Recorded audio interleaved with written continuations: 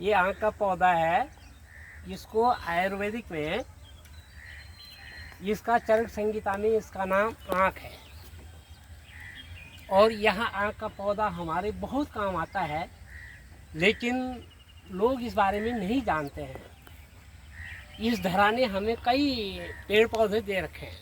इस पृथ्वी में कई वनस्पतियाँ पैदा हैं, और ये आज से नहीं, प्राचीन जो है आज से लगभग 30 साल पहले, 40 साल पहले मुझे यह अनुभव है कि हम पहाड़ी क्षेत्र में या गांव के क्षेत्र में कहीं इतना इंजेक्शन नहीं था, और न तो स्टेथोस्कोप था, न थर्मामीटर था, और न ऑपरेशन हुआ करते थे।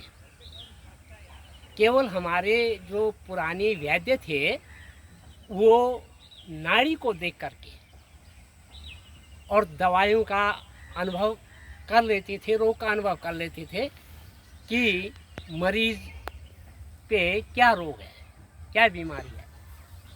तो इस बारे में मैं आपको आज चरक संहिता के आधार पे पुराना हमारे जो दादाजी का आज से 300 साल पहले का जो सारंदर है उसका अवलोकन करते हुए मैं आपको बता रहा हूँ कि यह जो आँख का पौधा है, आँख, यह हमारे बहुत काम आता है। कैसे? देखो, ये खाने के मतलब का नहीं है, खाने में ये विषैला है।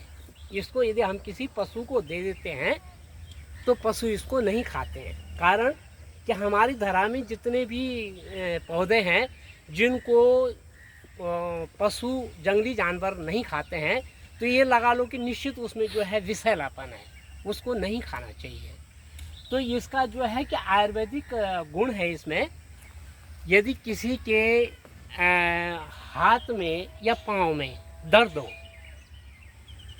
तो यह पौधा जो है हमारा दर्द को हटाने में बहुत काम आता है। और यह आम रूप से जो है हर जगह पाया जाता है।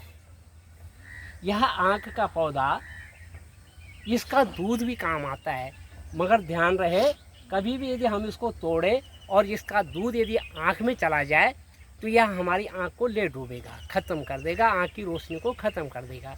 इसलिए इस पर सावधानी भी बरतनी पड़ती है। तो यह आँख का पौधा जो है ये दर्द निवारण है। ये किस प्रकार से? यदि किसी के कमर में दर्द है या घुटनों में दर्द है या हाथ में दर्द है तो इसको क्या करना है कि इसकी ये पत्तियाँ तोड़नी है, ये पत्ती तोड़नी है। इस प्रकार से एक ही पत्ती नहीं, इसके कम से कम 8-10 पत्तियाँ, जिस प्रकार से शरीर में जिस क्षेत्र में जितना जैसा भी दर्द हो उसकी आकृति को देखते हुए उतनी ही पत्तियाँ तोड़नी है।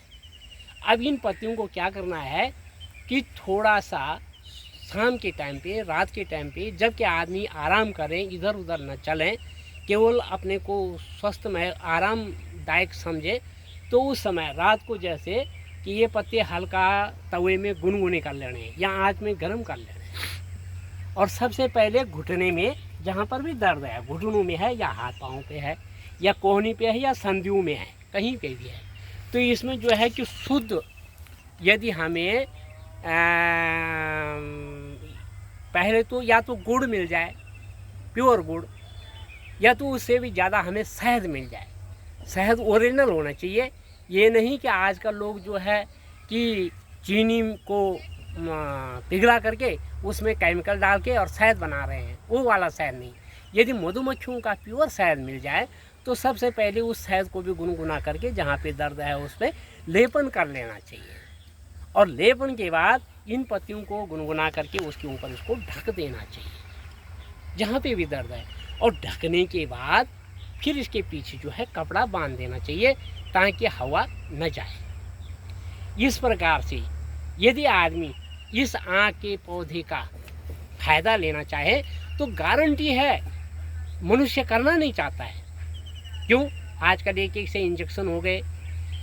हम जितने भी एलोपैथिक दवाई खा रहे हैं इसमें सब जो है ये जहर का काम करते हैं। क्षणिक में उस समय आपको फ़ायदा कर देंगे, मगर बाद में क्या करते हैं कि ज़्यादा इंग्लिश दवाई खाने से, एलोपैथिक दवाई खाने से हमारा हार्ट, हमारी किडनी, आमाशय, अग्नाशय, पित्ताशय, गुर्दे, फेफड़े, यकृत, पलिया कईयों में जो है वो गलत असर डाल देते हैं और हम केवल अंग्रेजी दवाई खाने के भोगी बन जाते हैं। इसलिए यदि इस पौधे का आप लाभ लेना चाहते हैं तो इसमें मधु या गुड़ होना चाहिए और जहाँ पे दर्द है वहाँ पे उसका लेपन करके और इनके पत्तों से ढक करके फिर साफ कपड़े से बांध करके यदि नियमित रूप से कोई भी व्यक्ति इसको 1 हफ्ते से ज़्यादा करता रहे तो मैं निश्चित गारंटी देता हूँ कि उसका दर्द समाप्त हो सकता है।